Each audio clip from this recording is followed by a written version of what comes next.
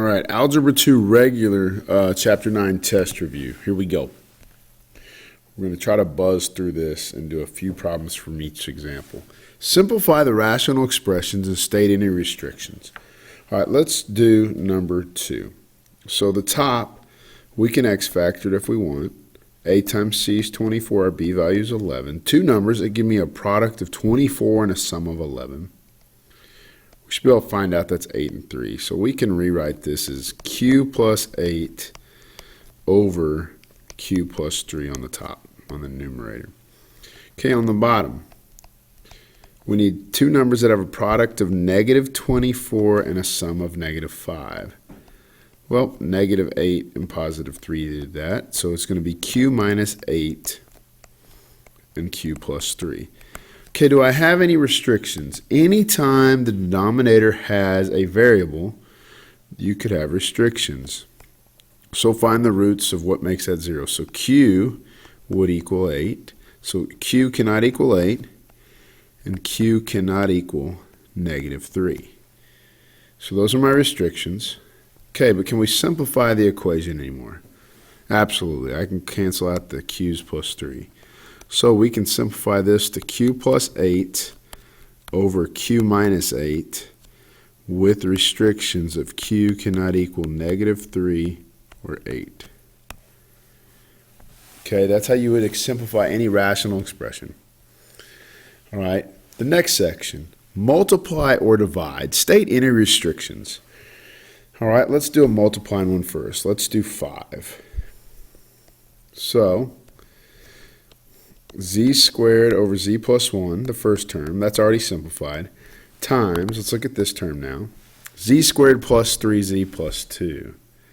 So we're looking for two numbers, I'm going to do it up here, that have a product of 3, 2, and a sum of 3. So that'd be 2 and 1. So I can say z plus 2 times z plus 1. Now let's look at the numerator here, z squared plus 3z. All right, what's the greatest common factor I can pull out? A z, and that's going to leave me z plus 3. Okay, now I have 3 terms on the bottom, so I need to have 3 restrictions. So z cannot equal negative 1, z cannot equal 0, and z cannot equal negative 3. I get those 3 restrictions because remember, no part of the denominator can be 0, no grouping can be 0. So now can I simplify? Well, I have a z plus 1 and a z plus 1. I have a z and a z squared. So I can rewrite this simplified as z times z plus 2 all over z plus 3 with restrictions of z cannot equal negative 3, negative 1, or 0. All right, let's do a division one. Let's do 7. Okay, again, remember, restrictions are on either the denominators or the divisors. So those 3 terms we've got to put restrictions on. So I got the first term. Let's look at it. X squared minus 16. Well, that's a difference of squares. We should remember that by now. So that's going to be x minus 4 times x plus 4. Okay, so we're done with that one. Now the denominator of that one. X squared plus 5x plus 6. So I need 2 numbers with a product of 6 and a sum of 5. It's going to be x plus 3 and x plus 2. Okay, I need restrictions on that one, so I'm going to highlight it for now. Now, but instead of dividing by the term over here, we're going to multiply by its reciprocal. So let's work on that one. So x squared minus 2x minus 8. 2 numbers with a product of negative 8 and a sum of negative 2. Well, that'd be x minus 4 times x plus 2. Okay, since that's the denominator on one of them, I have to find restrictions for that one. Okay, last term. X squared plus 5x plus 4. Okay, that is just going to be x plus 4 and x plus 1. And I need to find restrictions on that. So I could have a possible 6 restrictions, it looks like. So let's go ahead and find them. X cannot equal negative 3, negative 2, 4, negative 2, negative 4, negative 1. Okay, so we've done all that. So now let's see if we can simplify this. So I have an x plus 2 on bottom, and I have an x plus 2 on top. I have an x plus 4 on bottom, x plus 4 on top.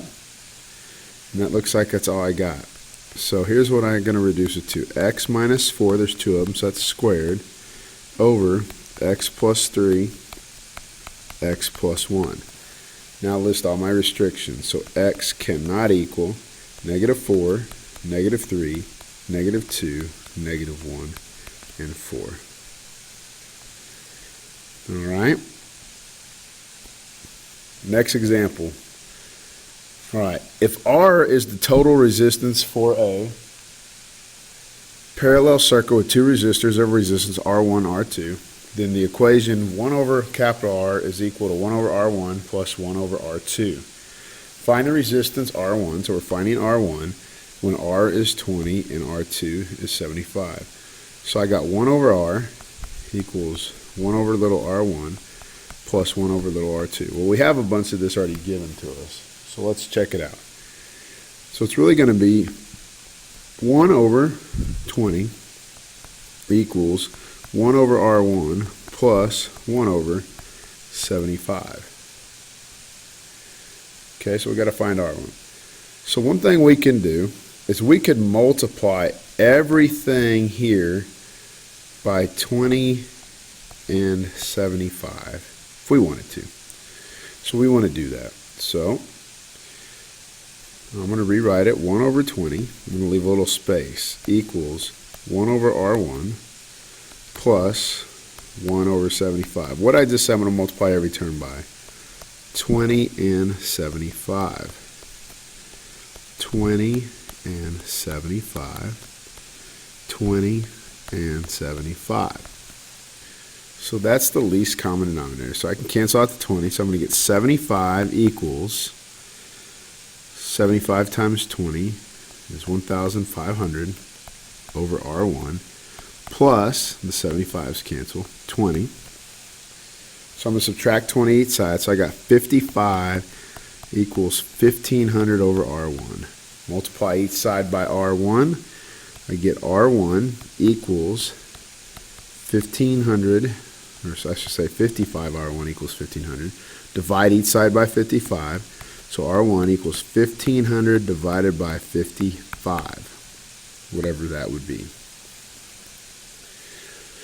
All right, next example. Find the least common multiple of x squared plus x minus 12 and x squared plus 2x minus 15. So let's rewrite it. So that's going to be x plus 4 times x minus 3. And it's going to be x plus 5 times x minus 3.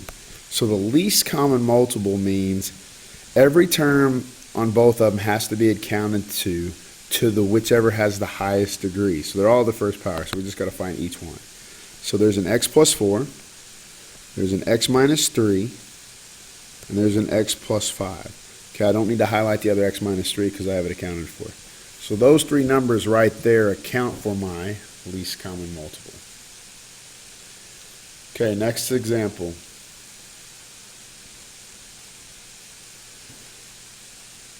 Add or subtract 3 over m plus 5 plus 8 over m squared minus 25. So let's simplify this to 3 over m plus 5 plus 8 over, well, m squared minus 25 is a perfect square, so we could rewrite it as m minus 5 times m plus 5. Now, to add these, we have to get the denominators of both of them to be the same. So what could I multiply the left one by to get the same denominator? M minus 5 and m minus 5. All right, so we do the work. The top term is going to be 3 m minus 5 plus 8 all over m minus 5 m plus 5. Simplify it. I got 3m minus 15 plus 8 all over m minus 5 times n plus 5. Sum like terms, so my answer is going to be 3m minus 7 over m minus 5 times m plus 5. That is our answer. All right, so again, you have to get the denominators to be the same. And that's the same for all of those. All right. Simplify the complex fractions. All right, so we've got to think about this. There's a set of denominators there and there. So what we want to try to do is find the least common denominator for all of those. So it looks like 4y. So on this one, we're going to multiply the top by 4y, okay, and the bottom by 4y. We can do that because they're going to cancel each other out. So let's look at it. We're going to multiply every term by 4y, top and bottom. So it's going to be 3 over 4y times 4y minus 2 over y times 4y all over 1 over y times 4y plus 3 over 2y times 4y. Okay, let's cancel, reduce, and simplify. So the 4y left. So all I have left in that term is 3. I have canceled the y's, so all I have left is the 2 plus 2 times 4. So that's going to be 8. So 3 minus 8's on top. Over, the y's are going to cancel, so I have a 4 and a plus sign.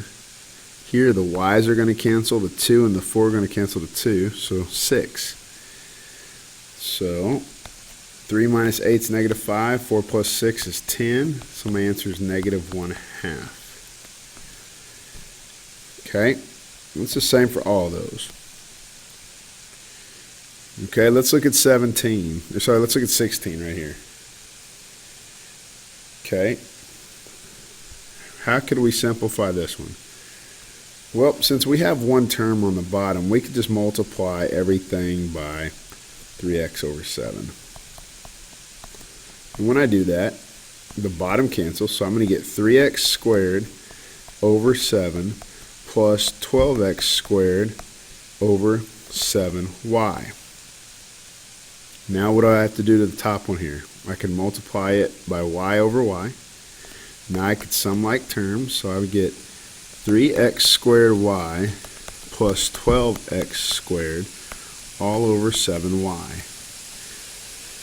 What can I factor out to simplify this even more? Can I simplify a 3x squared out of this thing up top? So then I'm going to get a y plus 4 all over 7y. So look at the steps. Make sure you can follow along and see how I did that one.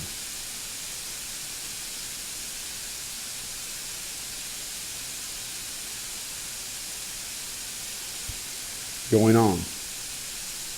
So again, the number 17, we'll go ahead and work that one. So first thing I'm going to do before I do too much is I'm going to simplify this. So I need two numbers that have a product of 24 and a sum of 11. Well, you've done this one enough, so you should know it's n plus 3 times n plus 8.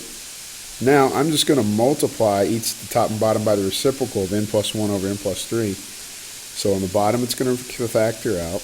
In the top, I can do this.